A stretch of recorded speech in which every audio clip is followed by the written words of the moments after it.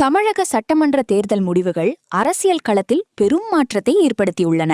குறிப்பாக ஆளும் தரப்பான திமுக அமைச்சர்களின் தோல்வி மற்றும் தமிழக வெற்றிக் கழகத்தின் எழுச்சி ஆகியவை விவாதப் பொருளாக மாறியுள்ளன.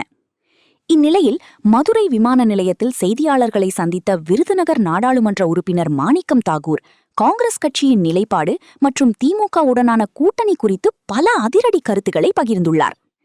தமிழக வெற்றிக் கழகத்திற்கு காங்கிரஸ் ஆதரவு அளிக்குமா என்ற கேள்விக்கு பதிலளித்த அவர், சமீபத்தில் நடைபெற்ற ஜூம் மீட்டிங்கில் இது தொடர்பாக ஆலோசிக்கப்பட்டது.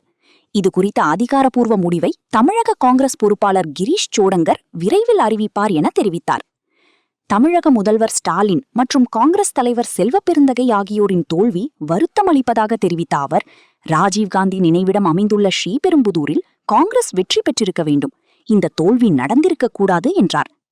பாஜகவை மக்கள் முழுமையாக நிராகரித்து விட்டதாக குறிப்பிட்ட அவர், அதிமுக மற்றும் திமுக நிர்வாகிகளின் கருத்துகளுக்கு பதிலடி கொடுத்தார்.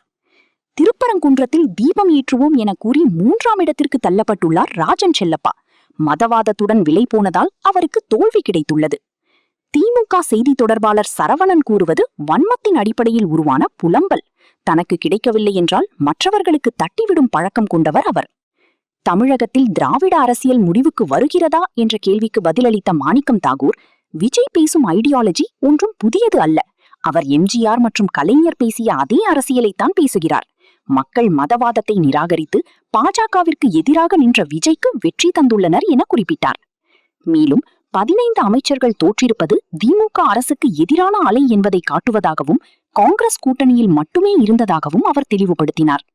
2026 தேர்தலுக்கான கூட்டணி முடிந்துவிட்டதாக மாணிக்கம் தாகூர் கூறியிருப்பது தமிழக அரசியலில் புதிய கூட்டணி கணக்குகளுக்கு வழிவகுக்குமா என்பதை பொறுத்திருந்துதான் பார்க்க வேண்டும். அது மதவாத சக்திகளுக்கு இடமில்லை என்பதை மிக தெளிவாக இந்த தேர்தல் குறிப்பிட்டிருக்கிறது.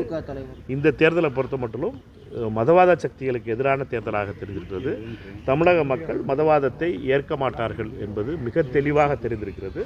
இந்த தேர்தலில் இந்த செய்தி மிக மிக பலமான செய்தியாக இருக்கிறது. எங்களை பொறுத்த மட்டும் இந்த தேர்தலில் பாஜகவிற்கு ஒரு இடம் என்று தமிழக மக்கள் வாக்களித்திருக்கிறார்கள். பாஜகவினுடைய எண்ணிக்கை குறைந்திருக்கிறது. பாஜகவிற்கு எதிர்ப்பான மனநிலை தமிழகத்தில் வேரூன்றி இருக்கிறது என்பதற்கு எடுத்துக்காட்டு.